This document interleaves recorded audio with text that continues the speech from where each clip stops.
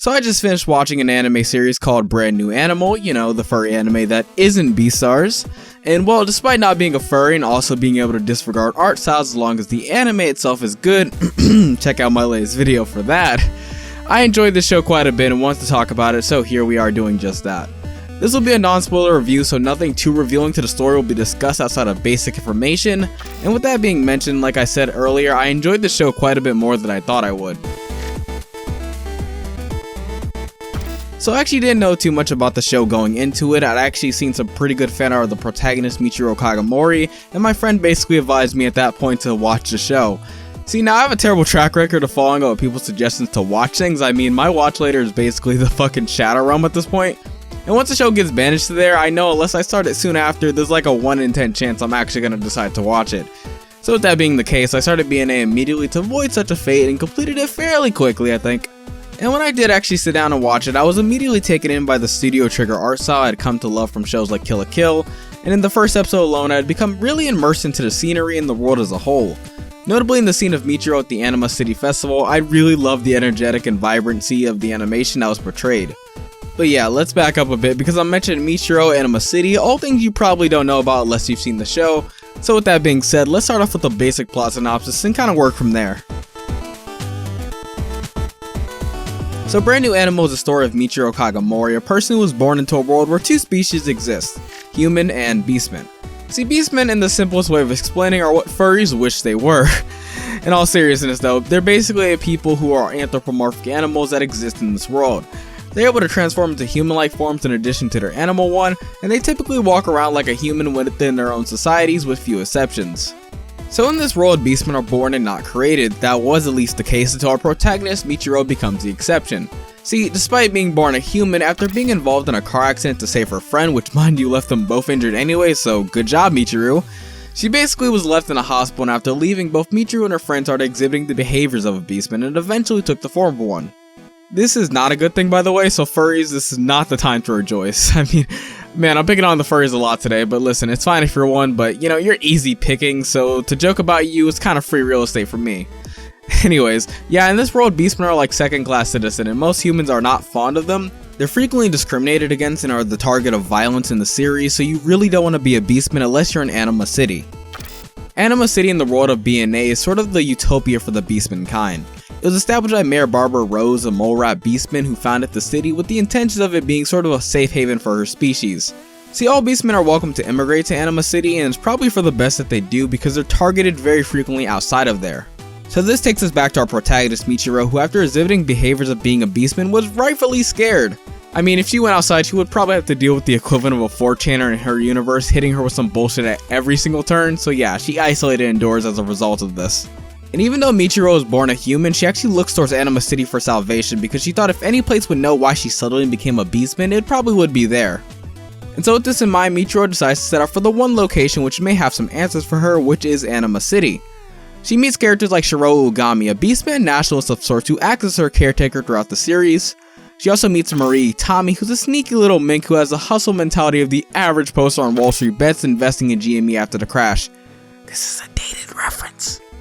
I would mention a couple more characters, but they're more essential to the plot, so I don't want to really mention them just in case they may be considered spoilers by some. But anyways, let's move along. In this series, we're taken alongside Michiru as she learns about this new society of beastmen whose culture varies differently from her own.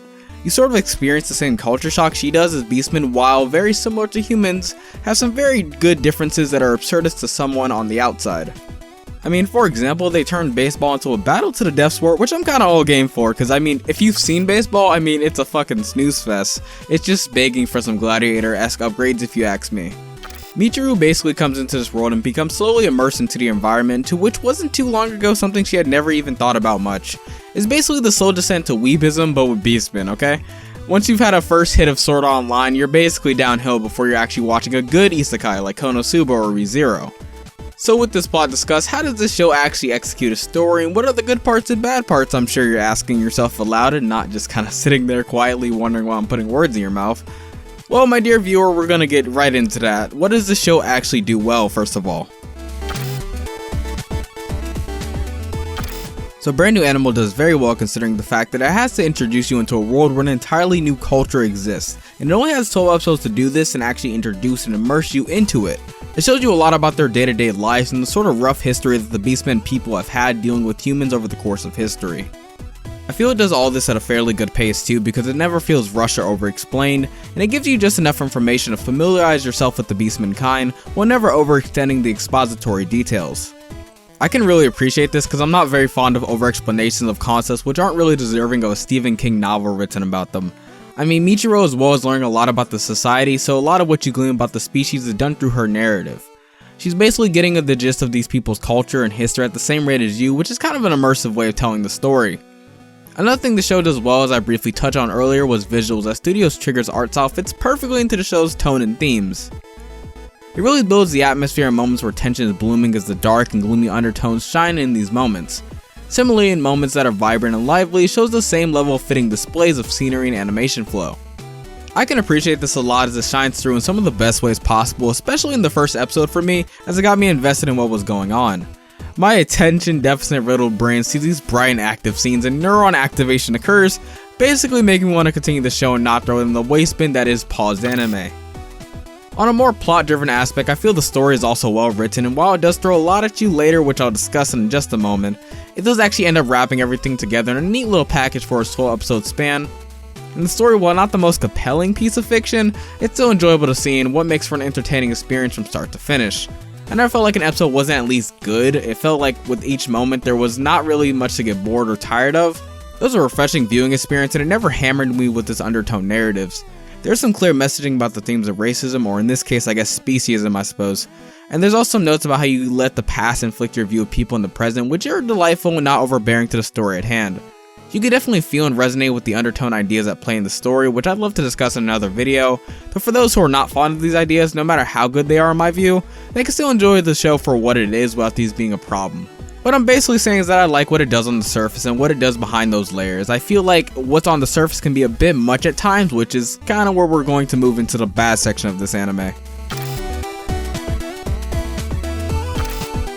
So while this anime is good and one of the better solid viewing experiences from start to finish that I've seen from a one-shot, there are of course some flaws that I kind of want to discuss.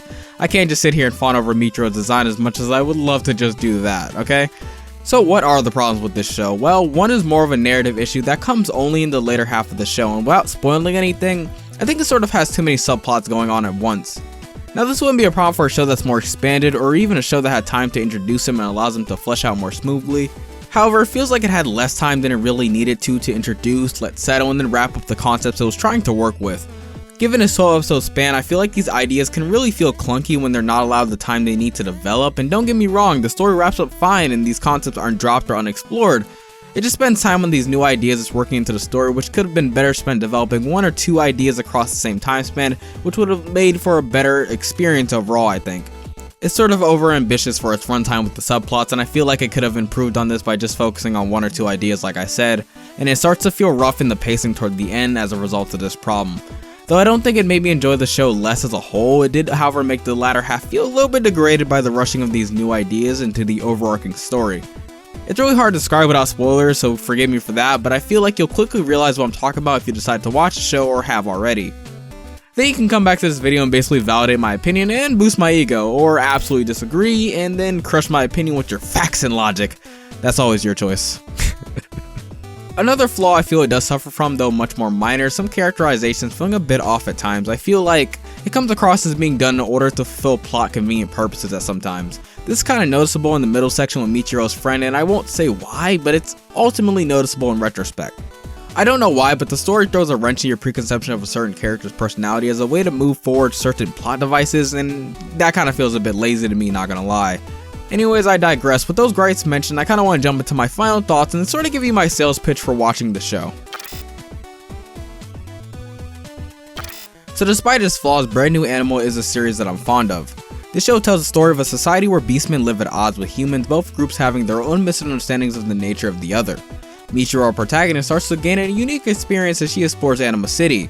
As one of the few peoples in this world that actually experiences what it's like to live as both a beastman and a human, you begin to understand the new culture of beastmen as time goes on through her eyes, and you kind of see this cultural exchange happen through the perspective of Michiru Kagemori. As the plot moves along, I feel like it doesn't waste much time introducing you to the society's norms and culture while still being an enjoyable viewing experience based around a central plot. Perhaps I'm a bit of a lore whore here, but I appreciate knowing more about the inner workings of the worlds and shows I like. Though with that being said, I appreciate these ideas being explored well, like in shows like ReZero, and what do I mean by that? Well, BNA and ReZero both pass along their world's lore without dampening the experience or enjoyability of the show itself. In the case of ReZero, you can always seek out additional lore through the web or light novels, but on the other hand, BNA tends to leave some parts of the lore in the background so you can actually catch those and interpret them if you so please. These methods of world building are my cup of tea and thus an appreciated aspect of both of these shows. Furthermore, not only does the show have some well appreciated underlying world building aspects to it, it's just a genuinely good viewing experience on the surface as well. As I pointed out previously in this video, the animation is high spirited and the characters are likable for the most part. You can find yourself really immersed in the story and its world through the well told narrative that is fitted perfectly by the production efforts of Studio Trigger. They definitely made this show one worth checking out, and I personally believe it's a solid 7.6 if you haven't seen it already. You should probably do so now. Additionally, you should check out my other videos and subscribe for more content because hopefully you won't regret that decision, but who knows, man. Anyways, thanks for watching everyone, and peace out. Ready? First I'll make a quick trick brick stack. Then I'll make a quick trick block stack. You can make a quick trick chick stack. You can make a quick trick clock stack. And here's a new trick, Mr. Knox. Socks on chicks and chicks on fox. Fox on clocks and bricks on blocks. Bricks and blocks on knocks on box. Now we come to ticks and talks.